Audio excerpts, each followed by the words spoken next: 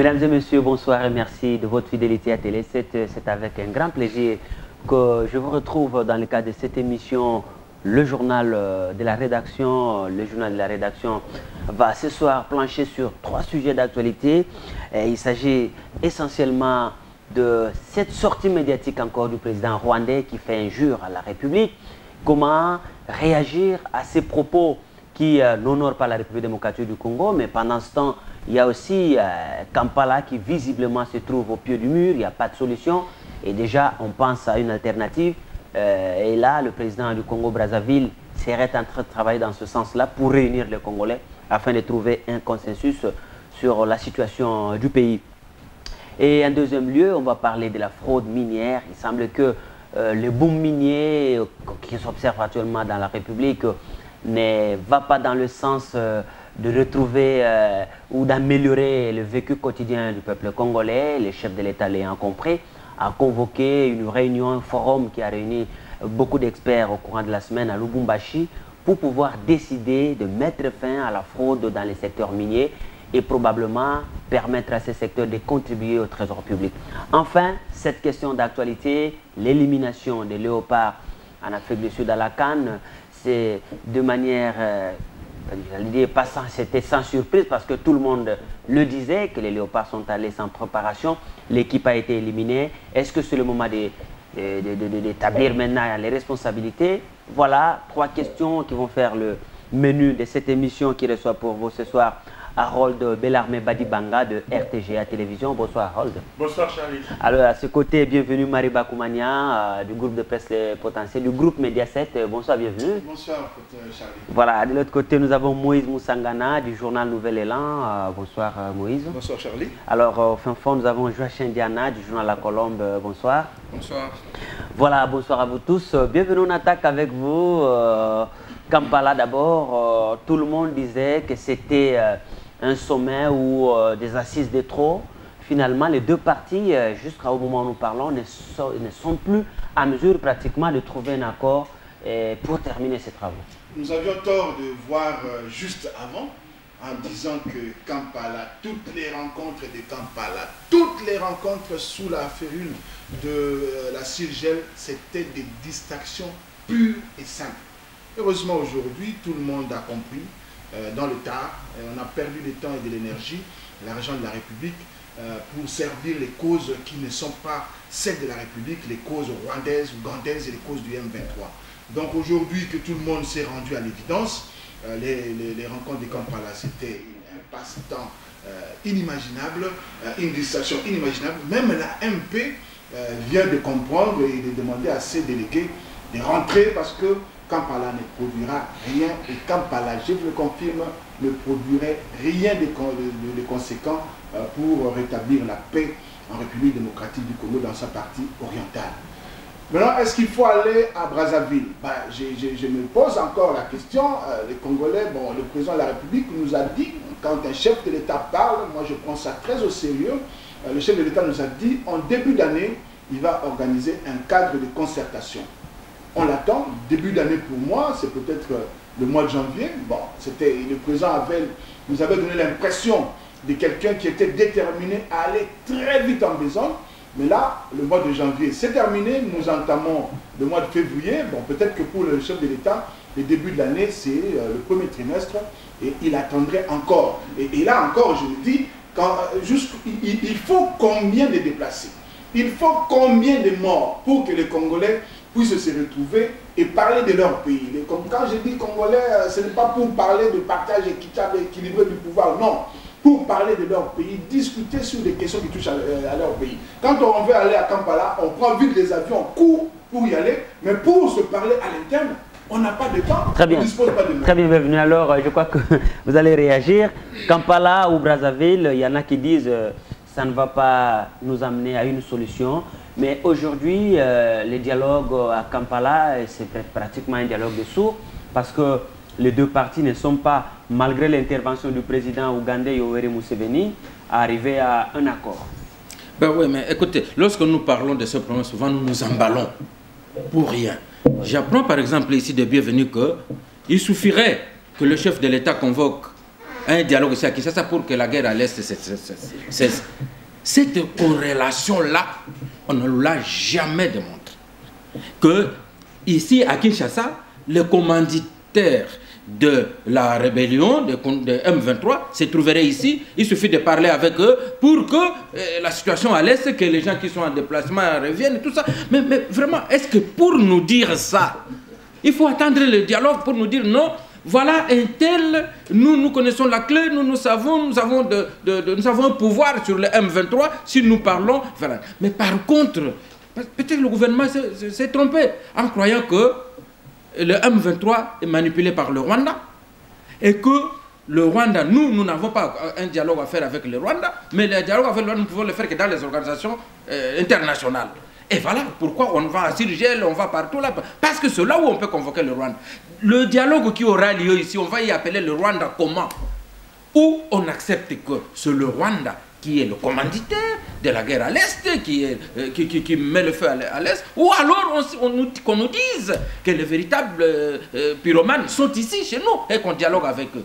Et aussi, lorsqu'on dit que pour aller à Kampala, on va vite, mais c'est comme si Kinshasa avait pris l'initiative d'aller à Kampala. Nous avons le droit de rétablir la vérité. La vérité, c'est que la Sirgel qui a demandé à Kampala. Et je ne pense qu'on aille à Kampala. On a été convoqué pour aller à Kampala. Donc on n'a pas dit, bon, nous allons aller à Kampala pour mettre fin au M23. Non. Et puis, je ne pense pas encore qu'il y a déjà un pass. Il n'y a pas encore un pass. On a été à la demande de l'UIA, nous avions lu sur ce plateau la lettre de l'UIA demandant d'écouter le M23 qui avait des revendications légitimes. Sur ce plateau, nous en avions parlé. On a écouté ces revendications légitimes. Mais aujourd'hui, le M23 voudrait qu'on parle de la sécurité du pays, qu'on parle de... Est-ce que qui lui donne cette légitimité? Qui donne au M23 ce pouvoir de pouvoir parler du Congo, de traiter tel problème, et puis de les traiter en dehors de la constitution congolaise. Vous savez, lorsque vous êtes entré dans un système, nous sommes entrés dans la démocratie, tous les problèmes qui se poseraient dans une démocratie doivent se résoudre démocratiquement. On ne doit plus en sortir. Très bien. Pour dire, non, sortons un peu de la démocratie, nous y reviendrons après le dialogue. On va revenir, le temps que je vous donne d'abord, je donne la parole aux autres. Alors, pour vous, d'ailleurs, on connaît vos points de vue à ce sujet, et Kampala ne servait à rien. Est-ce que ceux qui disent, non, le gouvernement devait normalement amener le M23 jusqu'au pied du mur, comme c'est le cas actuellement, pour démontrer que toutes les prétentions qu'il soulevait n'avaient aucun soubassement ni fondement? Il faut dire que d'abord dans la démarche du gouvernement, il y a beaucoup de paradoxes là-dedans. Parce que le gouvernement, tantôt, il reconnaît le M23 comme force négative, et en même temps, on va négocier avec une force négative. Alors vous voyez qu'il y a vraiment quelque chose qui est paradoxal d'abord dans la démarche du gouvernement. J'avais toujours dit sur ce plateau que Kampala, c'est une montagne qui va accoucher d'un cancre là. Je crois qu'aujourd'hui, je suis vu sur RFI un porte-parole patenté de la majorité présidentielle qui demande, comme Bienvenu a dit, qu'il faut quitter, il faut que le président de la République ordonne et que les gens rentrent. Malheureusement que les gens se rendent compte, maintenant après avoir perdu temps et argent. Donc, je crois que dans cette histoire, qui sont les négociateurs? Je crois que ceux qui sont à Kampala ne sont que des figurants. Parce que pour ma part, je dis que les négociateurs dans cette histoire-là, c'est Kagame, c'est Kabila, c'est Museveni. Et aussi longtemps que les trois ne se seront pas accordés, ça n'ira pas. Vous avez vu comment ça s'est terminé à Addis Abeba, sur la réunion qui devait avoir lieu sur la force neutre et consort. Donc tant qu'il y avait des problèmes dans la région des Grands Lacs, cela a fait que ce qui devait se faire à Addis Abeba soit reporté sine die. Donc, je voudrais dire ceci, que nous devons avoir l'approche, la mesure dans ce que nous faisons. Tant que nous ne saurons pas ce que nous voulons, où est-ce que nous voulons arriver, on va toujours nous tourner en bourrique. Donc, pour terminer, je ne veux pas être long, alors je voudrais dire que les Congolais, nous sommes comme des adolescents là. Nous sommes comme des adolescents, sans anticiper. Maintenant, on ira de Kampala, on va passer à Brazzaville. Ça veut dire que nous ne sommes pas capables de comprendre nos problèmes et pouvoir les solutionner. Et nous devons attendre que tout vienne de l'extérieur. Et voilà où nous sommes Très bien. deux bébés. Merci. Alors, Harold, Kampala ou Brazzaville, est-ce que la solution pourrait sortir de telles assises dès lors que tout le monde sait qu'à l'intérieur, il y a beaucoup de problèmes? Est-ce que pour traiter de toutes ces questions, comme il est dit, il faut aller passer du temps à l'étranger, hôtel et tout ça, alors que si on regroupait les gens à Kinshasa ici ou dans une des villes, ça peut aller vite? Mon cher ami, j'ai 3 petites choses à dire. Je commence par préciser que c'est dangereux de faire une comparaison, une corrélation incestueuse entre ce qui se passe en République démocratique du Congo, ceux qui recherchent l'impérium, la vérité des urnes et consorts, et le complot dont le pays est victime de la part de la communauté internationale. Et ce complot s'est démontré avec Ban Ki-moon à Addis Abeba. Je ne veux pas que l'on fasse du raccordement frauduleux autour de cette affaire. Qu'est-ce que Ban Ki-moon a fait? Vous pouvez rappeler aux gens? Nous rappelons ici que l'Afrique du Sud et l'Angola étaient déjà d'accord, Orbi et Orbi, pour le déploiement d'une force d'interface entre le Rwanda et la République démocratique du Congo. C'est en dernière minute qu'Intuitu Personae, il a refusé, avançant des raisons qui ne tiennent pas, et ces pays ont dit parce que nous devons incorporer nos forces dans la force onusienne qui a démontré ses limites pendant plus ou moins 10 ans en République démocratique du Congo. Nous refusons. C'est le mobile pour lequel cette décision a été renvoyée s'inédit. Le questionnement est là. Pourquoi a-t-il changé alors que les donateurs des éléments qui devraient faire partie de cette force neutre étaient déjà prêts? Allez-y comprendre. Alors, je ne veux pas que l'on fasse cette corrélation incestueuse et diabolique entre le complot dont le pays est victime et la cohésion interne ou les dissensions qu'il y a en République démocratique du Congo. Ça, c'est de un. De deux, n'oublions pas que nous sommes en relation internationale. Ici, il est un secret des polichinelles, c'est connu de tous que lorsque un pays ratifie un traité international, il cède une partie de sa souveraineté. La République démocratique du Congo ne s'est pas réveillée un matin, elle est allée à Kampala. C'est dans le cadre de ces traités dûment ratifiés par le pays que le problème s'étant posé dans un pays membre, les pays,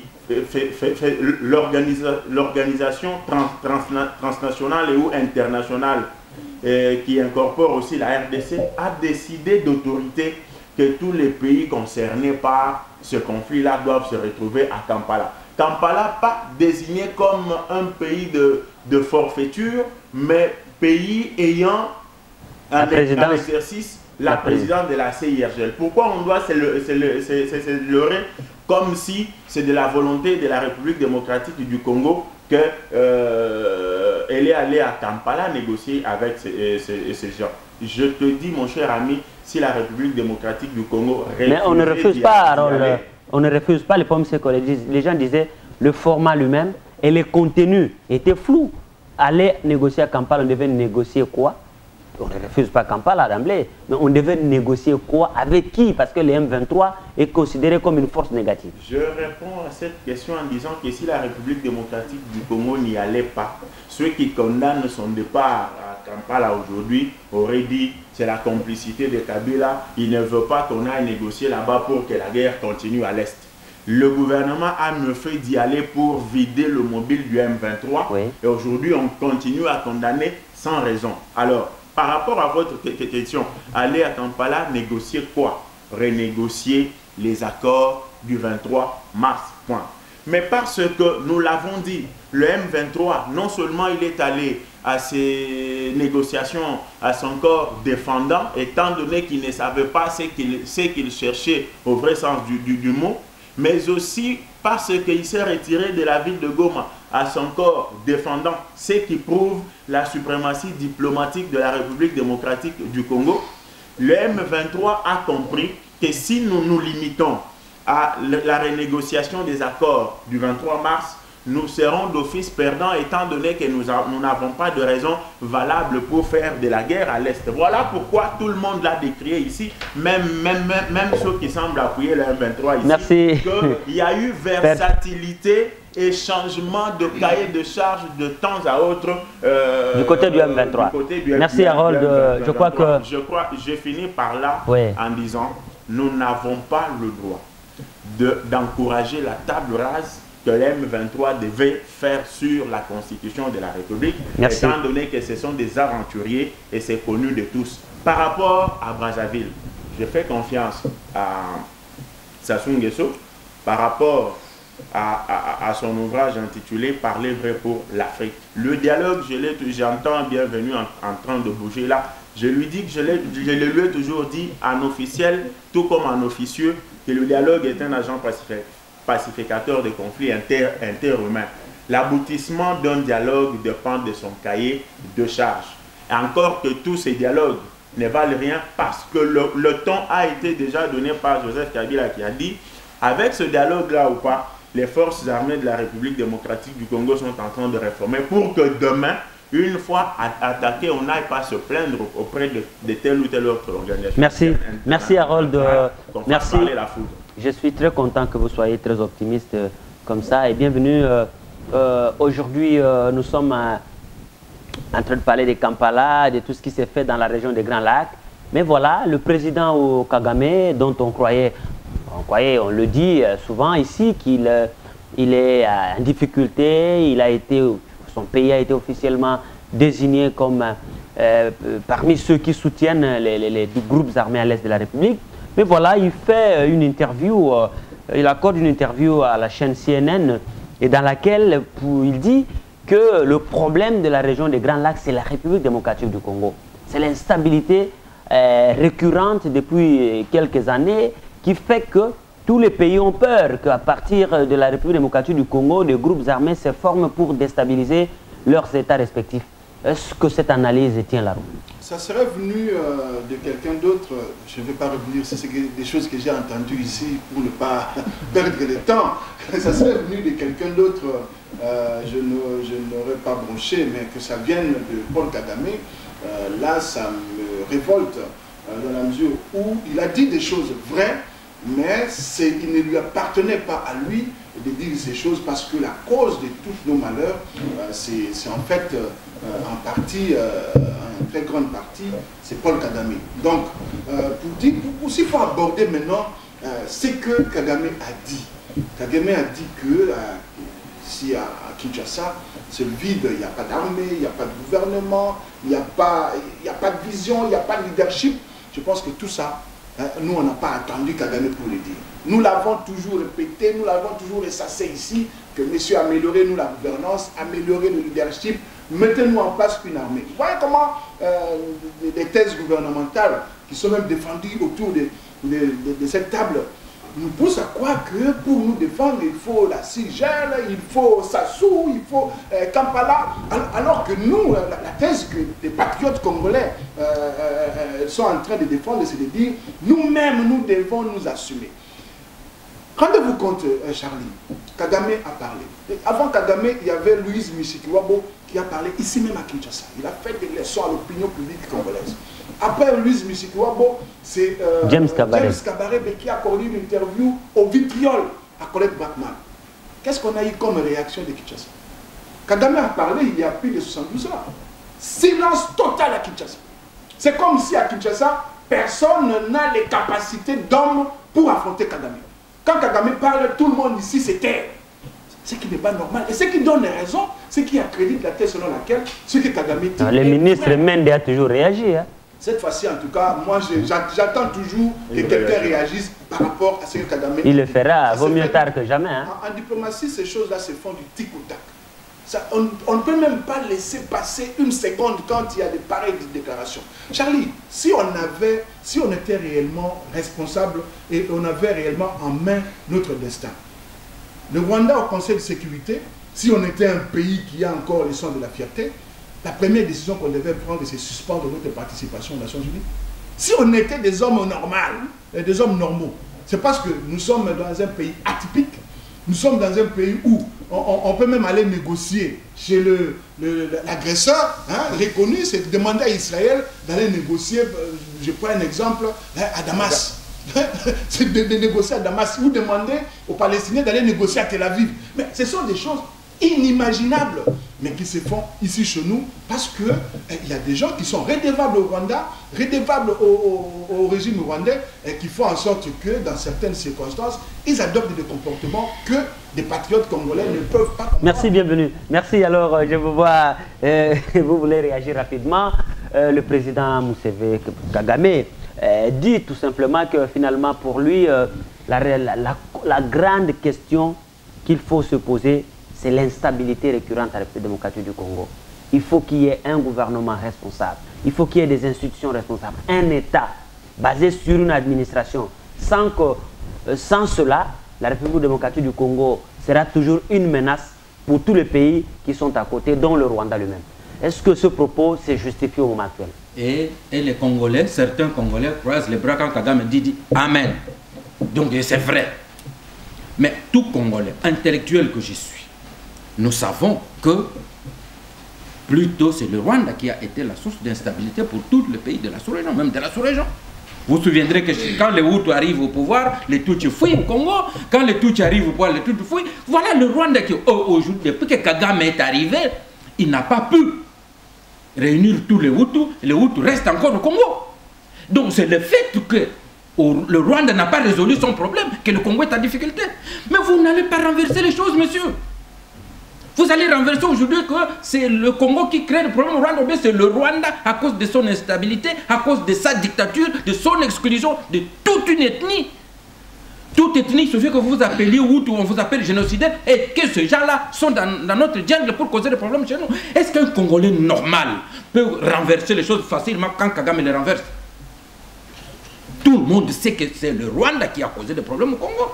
Mais quand Kagame dit que c'est le Congo qui pose le problème, et que les Congolais ils amènent, ils acceptent. Mais c'est là, voilà ce qui est le mal du Congolais. C'est celui-là. Tant que nous aurons les intellectuels de cette trempe-là, non, mais rien ne marchera. Mais ces gens-là prenaient, le mettaient le gouvernement, tout ça, il va faire quel leader? Alors, mais c'est ça. Non, mais je vous dis que oui. Ça me fait très mal. Oui. Ça me fait très mal. Tout le monde, vous allez prendre même un petit Américain, il sait qu'aujourd'hui le Congo, l'est du Congo est déstabilisé parce qu'il y a eu des Rwandais qui se sont déversés là-bas. Pourquoi ils se sont déversés là-bas? Et ce sont les Congolais qui sont déversés au Rwanda. Même un petit Américain le sait. Et aussi parce que vous avez vos petits problèmes politiques, vous voulez, Kagame vous a donné, vous y croyez. Ça me met mal à l'aise tout ça. Très bien. Alors, je ne peux même pas continuer à discuter. Non, Harold, voilà, vous allez vous calmer. Harold, d'abord, vous prenez la parole. Attendez, si je m'adresse à Harold d'abord. Harold, par rapport à cette question, c'est vrai que Kagame ou le président Kagame ne peut pas nous faire de leçons. Est-ce qu'il est dans une situation de quelqu'un qui est en difficulté? Parce que visiblement, on a gelé la coopération, notamment avec les États-Unis et la Grande-Bretagne, une grande partie. Est-ce que c'est par rapport à cela que le Rwanda est en train de jouer sa dernière carte sur la place internationale? Ou alors, c'est une manière pour le Rwanda de chercher des faveurs auprès de tous ces pays-là en condamnant encore une fois de plus la République démocratique du Congo? Mais le questionnement est clair. Qui a demandé à Kagame de tenir ses propos? Personne. Il s'est réveillé un matin, il a estimé qu'il fallait qu'il se prononce par rapport à ce qui se passe en République démocratique du Congo. Dans quel intérêt? Il veut se laver, étant donné qu'il se retrouve dos au mur. Et puis il est prêt à aider la République démocratique du Congo à sortir de... C'est une ironie, une blague de mauvais goût, un hameçon auquel les patriotes congolais que nous sommes, nous ne devrions pas mordre. Vous êtes tous des patriotes là? Oui, il y a patriotes et patriotes. Qui instaurent la démocratie. Il y a des patriotes qui pensent que tout ce qu'il y a au Congo est mauvais, tout ce qu'il y a au Rwanda est bon. Voilà des patriotes que nous avons même dans cette émission. Il y a des patriotes qui pensent qu'il n'y a pas de bonne gouvernance au Congo, il n'y a pas de démocratie, mais la démocratie est au Rwanda. Voilà des patriotes que nous avons. Moi, je suis en train de dire, mon cher ami, que nous ne pouvons pas accepter de l'injure. Ça, c'est injurieux. Et un patriote qui se dit patriote devant nos téléspectateurs que je prends à témoin ne peut pas accepter que son frère et son pays soient injuriés, que ce soit à tort ou à raison. Il prend d'abord la défensive. Mais nous avons des patriotes qui se réjouissent. Vous voyez une digression de mauvais goût. lorsqu'il y a des gens autour de cette table, devant les mêmes téléspectateurs, qui ont décrié le fait que Mende répond à tous les coups.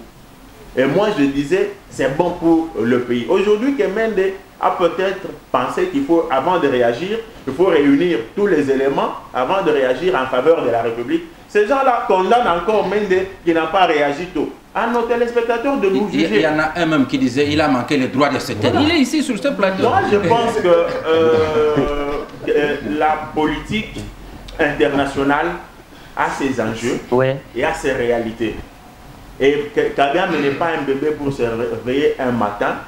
Dans sa malice, lorsqu'il est coincé, il dit des choses, il accorde des interviews, juste une façon de provoquer ma République. Mais nous, au lieu de le suivre dans cet épidermisme, on n'a pas affaire à ça. On prépare les forces armées de la République démocratique du Congo pour bien travailler. Mais c'est aux Congolais de comprendre que notre ennemi immédiat, je ne parle même pas du Rwanda. Le Rwandais, c'est tout un peuple, il y en a des bons, il y a des mauvais. Notre ennemi direct, c'est Kagame, qui est une marionnette utilisée par les puissances internationales. Alors, il ne faut pas penser, surtout là je m'adresse à Bienvenue, qui ne pense pas que Kagame fera le bien de cette République un jour. Et je n'ai pas dit que la force de la République démocratique du Congo, c'est dans les pays, dans les organisations internationales. Bienvenue doit savoir que le monde a évolué. Lorsqu'un pays a ratifié une charte, il a des obligations, il a aussi des devoirs. Les obligations, c'est de suivre les recommandations faites par cette organisation internationale, étant donné que si on ne suivait pas, il serait le premier à venir condamné pour... Très bien. Alors, merci. Alors, aujourd'hui, il y a une question aussi qui me vient à l'esprit. Est-ce que... Mais pourquoi la République ne ferait pas aussi comme font les Rwandais? Pourquoi notre gouvernement, par exemple, à travers le chef de l'État, ne pouvait pas lui aussi, je ne dis pas donner des conférences de presse, mais aussi aller là où vont le Rwandais, là où vont les autres? C'est vrai que ces gens sont en intelligence, ça c'est déjà démontré. Mais pourquoi nous aussi, on ne peut pas aller démontrer, par exemple, aujourd'hui que nous avons 5 millions de morts, nous avons aujourd'hui la rébellion du 5 millions de morts qui ont été tués comme ça gratuitement. Il y a les gens qui sont en instabilité à l'est du pays, mais bien plus. Il y a le rapport des Nations Unies. Pourquoi notre pays ne peut pas aussi défendre ces causes-là comme le fait le Rwanda? Ok. Je voudrais avant toute chose faire une petite observation. Je crois que nous sommes ici pour débattre, pour essayer un peu d'éclairer les gens qui nous suivent et non pas pour des petites attaques personnelles. Je crois que en faisant cela, nous volons très bas alors que nous sommes appelés à voler un peu très haut. Je voudrais rebondir sur ce que Lord venait de dire ici. Notre ennemi, c'est Kagame. Non, notre ennemi, c'est les désordres. Notre ennemi, c'est la désorganisation. Notre ennemi, c'est le manque de vision. Notre ennemi, c'est le manque de leadership. Notre ennemi, c'est le manque de gouvernance. C'est ça nos ennemis. C'est ça des fléaux auxquels nous devons nous attaquer pour que nous soyons comptés dans les concerts des nations. Ce n'est pas Kagame. Kagame profite de nos faiblesses. Je voudrais dire ceci. Parce que ici, quand on dit quelque chose qui est normal, qui est logique, on te taxe de connivence avec... Non. Je crois qu'il faut maîtriser parfois certains principes géopolitiques.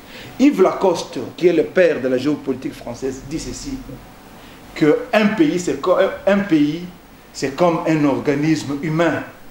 Il naît, il grandit et il meurt. Quand vous regardez peut-être la carte du monde, Charlie, le Moyen-Orient aujourd'hui n'est pas celui qu'il était avant la Première Guerre mondiale. Ça veut dire quoi? Les frontières que nous avons, la nature, quand Dieu a créé la nature, il n'avait pas tracé de frontières. Nous avons créé des frontières. C'est-à-dire que nous devons être capables de défendre ces frontières-là. Donc un jour, si le Congo est incapable de défendre ses frontières, le Congo n'existera plus peut-être dans ses frontières actuelles. Je voudrais dire que Kagame, est-ce qu'il a quelques notions de géopolitique? Je ne sais pas. Mais je pense, parce que ce que Kagame est en train de faire, c'est quoi? Kagame a un argument, c'est pouvoir démontrer qu'il y a un vide au Congo pour émerger. C'est aujourd'hui... Est-ce qu'il va diriger le Congo? Écoutez, le trou noir, aujourd'hui le Congo est présenté comme un trou noir. C'est le fait que le Congo soit considéré ou présenté comme ce trou noir qui fait émerger certaines petites nations autour du Congo. Donc, aujourd'hui, on va dire que Kagame nous a insultés. Ça fait mal. Est-ce que ce que Kagame a dit est faux? Est-ce que ce que Kagame a dit est faux? Est-ce que nous ne sommes pas un non-État? Est-ce que nous ne sommes pas un non-État? Un non-État avec des institutions en place, c'est ça? Est-ce que ces institutions-là fonctionnent comme il se doit? Alors vous allez conclure par... Si ces fonctions-là, si ces institutions-là fonctionnaient, je crois que même le chef de l'État n'allait pas lancer son appel le 6 décembre. Merci, merci. Non, je voudrais terminer ceci. Dans ce qu'il y a, dans ce qui se passe, il faut dire ceci. Dans ce qui se passe, il faut dire ceci. Qu'il faut regretter peut-être le cynisme de Kagame. Mais le cynisme là, mais c'est nous. Ça doit nous interpeller. Écoute, c'est le cynisme de Kagame parce que c'est Kagame, entre autres, qui a contribué à la situation que nous vivons aujourd'hui. Donc, mais il se sert de cette situation pour se faire valoir sur le plan international. Voilà, merci beaucoup. Alors, nous attaquons maintenant un autre sujet. Attendez, Harold, nous n'avons plus assez de minutes. Voilà, nous parlons de l'organisation de l'État. Le chef de l'État a compris exactement que aujourd'hui, les secteurs miniers doivent contribuer essentiellement dans le trésor public. Et le chef de l'État a convoqué en tout cas un forum sur les mines. Je rappelle, selon les données que nous avons ici, la production du cuivre est passée de 19 000 tonnes en 2002 à 620 000 tonnes en 2012 et celle de l'or qui était en 2012 a frôlé la crête de 3 000 en 2012. Alors toutes ces performances, je voulais dire, ne se traduisent pas encore dans les vécus du peuple, ainsi de suite. Le chef de l'État a convoqué ce forum pour lutter contre la fraude dans les secteurs miniers. Comment vous voyez cette idée d'abord et sa faisabilité? Est-ce qu'on peut y arriver? Vous me permettez de placer un mot? On n'a pas vraiment 7 minutes, peut-être en quelques secondes. Tu gères son temps. Allez-y. Je gère mon temps en disant que je suis à l'œuvre de constater, et là, en réagissant, nous ne faisons pas de petites attaques. Non, allez-y, passez directement à l'essentiel. Je dis tout simplement que ça me fait mal, les journalistes que nous sommes, nous puissions nous mettre à relayer les propos des impérialistes qui désignent dans leurs intérêts propres le Congo comme un trou noir. Voilà. Et nous devons nous demander, nous poser la question de savoir pourquoi le désigne-t-on. C'est parce que c'est l'image macabre et mauvaise de la RDC qu'ils veulent montrer à la face au monde entier pour qu'on continue à faire même passe sur tout ce que le pays a. Ce qui est dit par l'homme blanc n'est pas toujours à prendre comme une parole d'évangile. Très bien, allez-y maintenant aux mines. C'est très important. Par rapport aux mines, je veux être très bien bref, c'est la volonté de Joseph Kabila de matérialiser ce qu'il a toujours appelé le social du Congolais à travers la révolution de la modernité. Il le sait et il a compris que ça ne sert à rien, et il a même dit lors de son adresse la fois dernière que nonobstant tous les efforts qui sont fournis pour la stabilisation macroéconomique, tout ce qui a été réalisé comme exploit ne permet pas encore aux Congolais de vivre mieux. Or, c'est un secret de polichinelle, le Congo a des minéraux qui sont vendus à ceci, à cela. Mais comment faire pour que ceci suive la situation sociale du Congolais? Voilà, c'est dans ce sens-là que cela a été fait. Mais est-ce que cela va arriver à un moment donné? Je dis oui. Je crois, étant donné que l'essentiel, c'est de le vouloir. Quelqu'un a dit, quand on veut, on peut. Le fait déjà de faire déplacer tous les intéressés, les amener à Lubumbashi pour en parler, faire des recommandations qui seront assorties des sanctions exemplaires aux récalcitrants, je me dis, ça va aller. Mais il se pose un problème. Le feu brûle tout à condition que chacun y apporte un morceau de bois. Est-ce que tous les concernés ont cette volonté d'y apporter un morceau de bois? La réponse est là. Qu'ils aient tous la bonne volonté, qu'ils n'aient pas la bonne volonté, ce qui importe, c'est la force de la sanction. La force de la loi et non la loi de la force pour empêcher tous ceux qui peuvent continuer avec leur sale besogne à l'arrêter pour le bien de la République. Très bien. Alors, bienvenue. Les secteurs miniers, le chef de l'État souhaite, tout le gouvernement dans son ensemble, souhaite que ces secteurs, bien sûr, comme l'agriculture, les infrastructures, les télécoms, participent au trésor public et pourquoi pas au développement de la République. Mais qu'est-ce qui fait aujourd'hui que c'est les secteurs miniers qui se trouvent être d'ailleurs celui qui nous attire beaucoup de malheurs? Parce que tous ces gens qui viennent veulent exploiter le cuivre, le coltan et tout ça. Alors, comment arriver un jour à organiser ces secteurs et faire qu'ils soient porteurs de croissance? Écoutez, la croissance portée par le secteur minier a toujours été difficilement redistributive. Et lorsqu'on est dans ces processus-là et dans un environnement de corruption généralisée comme actuellement, on ne peut pas s'attendre à une quelconque redistribution. Et heureusement, j'ai entendu, et bon, moi j'ai dit heureusement d'ailleurs, c'est la mort dans l'âme que j'ai entendu des discours sortir du côté de Lubumbashi et dire que bon, aujourd'hui nous sommes réveillés, nous allons combattre la corruption et la fraude. Mon Dieu, de qui se moque-t-on? De qui se moque-t-on? Le code minier est là depuis 2002. C'est quand on parle de vide, pour ne pas réagir à ce que j'ai entendu, je vais plutôt parler de ça, mais ceux qui nous suivent comprendront que c'est le vide dont on parle toujours, dont on a toujours parlé ici, et dont on a toujours évoqué, autour de ce plateau. Depuis 2002, le code minier est là. Et depuis 2006, nous avons un ministre de mines, le même. Tout le mandat, il était là.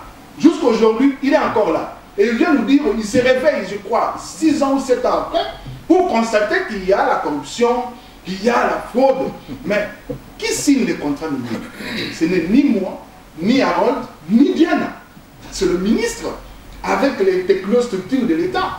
Et souvent, quand on épluche les contrats miniers, les contrats signés dans le secteur, ben, vous remontez, c'est le gouvernement, et vous allez un peu plus loin, c'est la présidente de la République.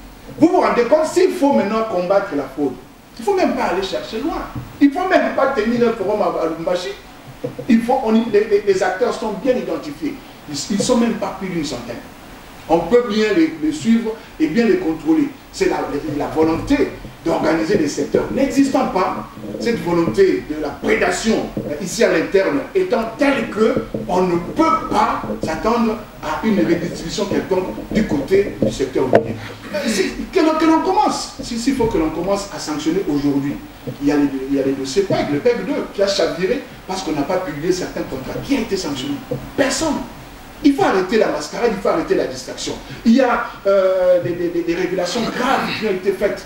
Il y a des gisements qui ont été vendus à 100 millions et le soir même, les sujets étrangers qui les avaient achetés, il les a revendus à 900 millions. Ce sont des choses extrêmement graves. Personne n'a été sanctionné, personne n'a été interpellé.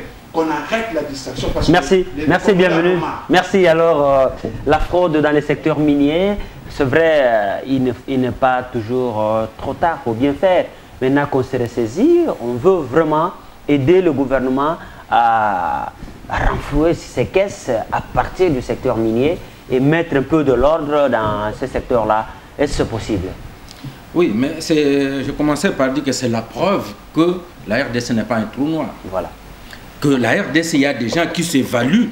Oui. On ne peut pas être un trou noir, être en programme avec les FMI, être ceci, et que le partenaire annule leurs dettes, et qu'on arrive, qu'on collabore, qu'à un moment on dise non, il y a un contrat que vous n'avez pas signé, mais sinon, pourquoi? Donc c'est la preuve.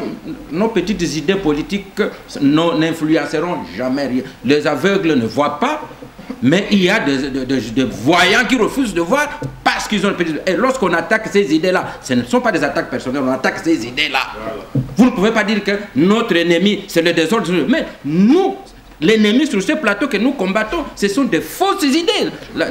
Des idées qui ne tiennent pas compte. Donc c'est pour vous dire que la RDC ne s'est pas réveillée en sursaut. Imaginez-vous tout ce qu'on a fait déjà comme réforme dans le domaine minier. Il y avait d'abord le monopole de l'État. On a dit non, peut-être avec le monopole ça ne va pas. On va privatiser. Tout ça, ce sont des recherches, des solutions. Mais on constate aujourd'hui, malgré toutes ces réformes, mais nous l'avons dit sur ce plateau. Je pense que la personne qui devrait être heureuse aujourd'hui sur ce plateau, c'est bienvenu. Vous vous souviendrez lorsque nous parlions du budget ici, on a dit non, les mines n'apparaissent pas dans le budget. Quel que soit le boom minier, mais ça n'apparaît pas dans le budget. Et que voilà que les institutions se rendent compte qu'effectivement, les mines n'apportent pas ce qu'elles devraient apporter au budget national. Il faut y réfléchir. Non, sur le plan politique, il faut réfléchir. Mais sur le plan minier, il n'y a pas de dialogue. Mais voilà qu'une chose est son contraire. Hein? Si on avait appelé les politiciens, allons à Lubumbashi, ah là, c'est valable. Mais lorsqu'on va pour l'essentiel des Congolais, c'est arranger ces mines pour que les gens aient du pain. Ce n'est pas amener des gens incapables de se faire élire, qui voudraient dire non, désormais avec l'élection des législations, c'est impossible, maintenant rentrons au gouvernement des combines politiques. Merci. Alors, je pense que c'est la preuve que le pays n'est pas on peut changer. On peut arriver. Merci. Alors, votre réaction par rapport à ce sommet de ce forum sur le secteur minier, ce qui est sûr, c'est que même quand on part dans les domaines de bois, beaucoup de ces gens-là réclament, des gens ont pris des concessions forestières, ils exploitent, alors que les populations qui vivent à côté sont en difficulté. Il n'y a ni école, ni route, ni centre de formation médicale. Maintenant que le gouvernement essaye de voir un peu plus près ce qui se fait, c'est quand même positif, n'est-ce pas? Oui, avant de répondre à votre question, je fais une petite digression. Je voudrais énoncer juste un petit principe géopolitique qui dit que un pays qui a des ressources peut se voir priver ses ressources par un pays qui n'en a pas et qui peut se l'approprier. Et c'est le cas de notre pays. Donc c'était pour dire que Kagame fera tout pour avoir la même mise sur ce pays. Et c'est à nous de défendre notre pays. Ce n'est pas à une autre personne. Très bien. Pour revenir à cette histoire. C'est ce qu'on fait. Pour revenir à ta question, Charlie, je voudrais te dire que la conférence de Lubumbashi vient d'administrer la preuve de la malgouvernance. La malgouvernance. Je suis ahuri d'apprendre du ministre des Mines que c'est maintenant qu'il vient de se réveiller. Mais de quelle performance parlait-il pendant tout ce temps? Le président de la République, en lançant les concepts, ou son plan même d'action, la modernité et consort, il allait faire la modernité avec quoi? Sans ressources, ne sachant pas où vont les ressources minières. C'est ça la preuve de la malgouvernance. Je ne veux pas aller jusqu'au... Je ne veux pas rejoindre Bienvenue pour dire que c'est une distraction et une perte de temps. Je ne voudrais pas les rejoindre. Mais je voudrais dire que le président de la République, je crois, quand il a prêté serment en 2006, je pense, il a dit que les portes de la prison étaient ouvertes. Qui est entré jusqu'à aujourd'hui?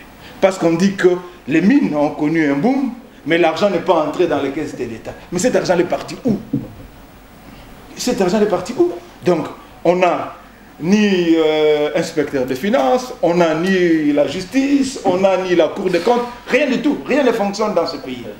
Et je voudrais aussi savoir, quand le président de la République dit qu'il a félicité la GECAMINE, je voudrais savoir sur quels critères de performance a-t-il tablé pour féliciter la GECAMINE, parce que je sache, la GECAMINE c'est quelque chose qu'on est en train de saucissonner, qui ne représente plus rien, qui ne représente plus rien aujourd'hui.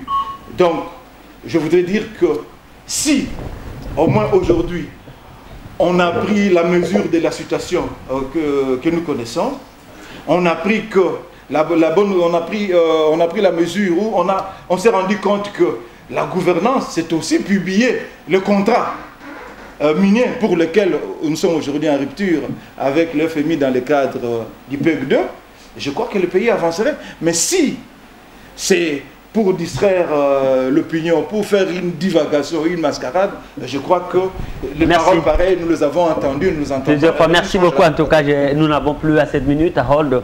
On n'a que quelques 5 minutes, chacun juste une minute. L'équipe nationale de la République démocratique du Congo a été éliminée en début de semaine de la CAN Coupe d'Afrique des Nations 2013 en Afrique du Sud. Et beaucoup de choses se disent autour de cette équipe. Mais beaucoup de gens disent qu'on a vu une équipe sans âme, pas suffisamment motivée. Et comment avez-vous vécu cela et qu'est-ce qu'il faut faire dans l'avenir pour éviter tout cela? Bon, j'ai vécu ça dans l'amertume. Hein. Dans mon âme de Congolais, je ne pouvais pas applaudir que mon équipe soit éliminée dès le premier tour. et aussi politiser l'affaire de cette élimination. C'est le football, quand il y a un gagnant et un perdant, lorsqu'on n'a pas été performant sur le terrain du football, il n'y a rien à politiser. Malheureusement, j'ai entendu des choses sur la route. Mais il se pose un problème. Claude Leroy avait signé un contrat avec la FECOFA, avec un objectif, la qualification de la République démocratique du Congo à la phase finale de la CAN en Afrique du Sud. À mon humble avis, ce résultat est atteint. Et que ce n'est pas une raison pour laquelle on doit demander qu'il soit viré de l'équipe nationale. Ce qui reste à faire maintenant, c'est d'aider cet entraîneur et son équipe à aller de l'avant par rapport à la disponibilisation de ce à quoi il a droit pour préparer l'équipe à temps. Très bien. Et la suite, ça viendra. Alors voilà, bientôt... Et puis établir les sanctions, il y a un petit désordre. Établir les sanctions ne veut pas dire laisser les portes ouvertes de la prison sans établir les responsabilités. C'est pas quand il n'y a pas de responsabilité qu'on doit envoyer. Très bien. Alors, en une minute, le léopard éliminé, il y en a qui disent que c'était prévisible et tout ça.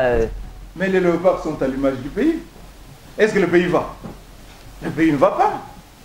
Donc, c'est une conséquence logique. Il a parlé du désordre de mon ami d'en face de moi. Mais je voudrais... Je me réjouis. Harold, oui, je me réjouis.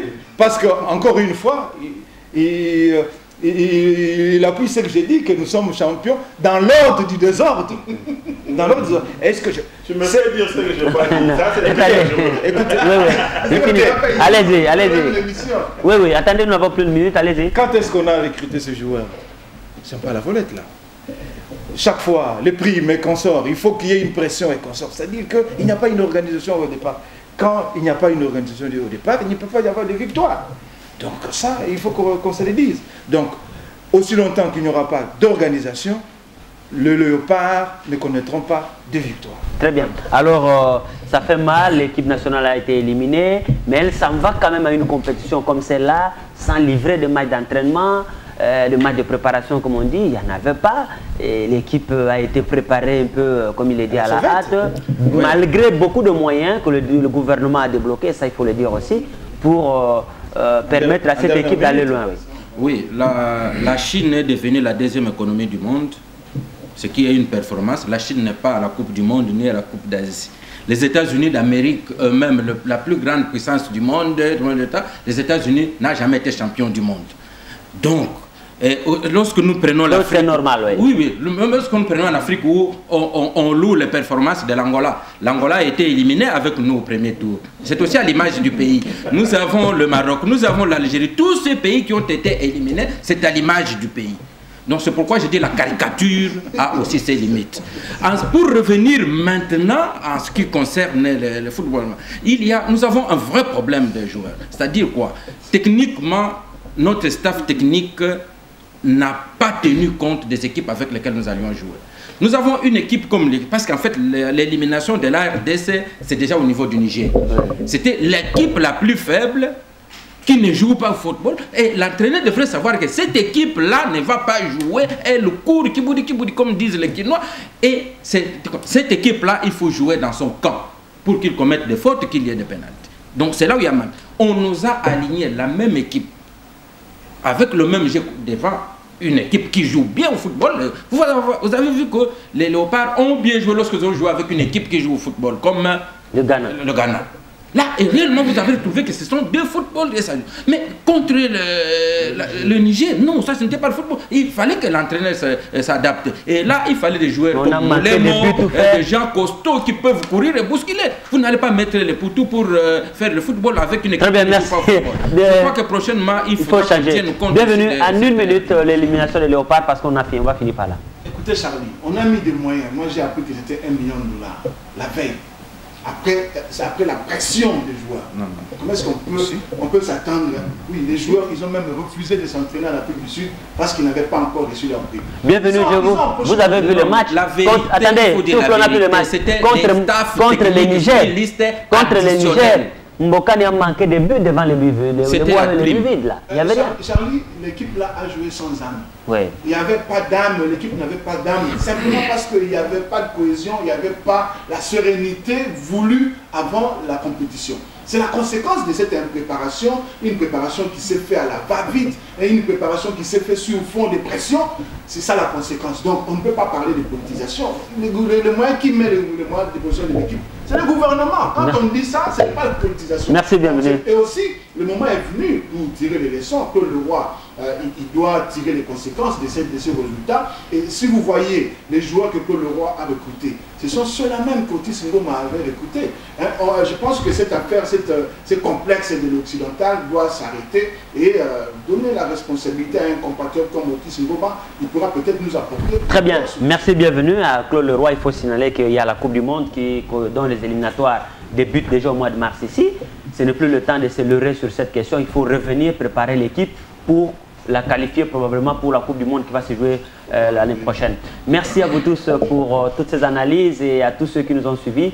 Le prochain numéro, c'est déjà pour la semaine prochaine, mais cette émission, vous pouvez la suivre sur Radio 7, mais aussi sur www.lepotentielonline.com. Et nous allons vous retrouver la semaine prochaine avec le même plaisir. Au revoir.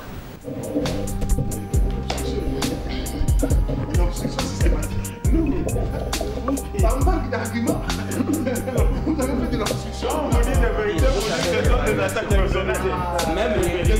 Même l'église catholique s'évalue. Synode, maintenant on est dans l'ère de Vatican II.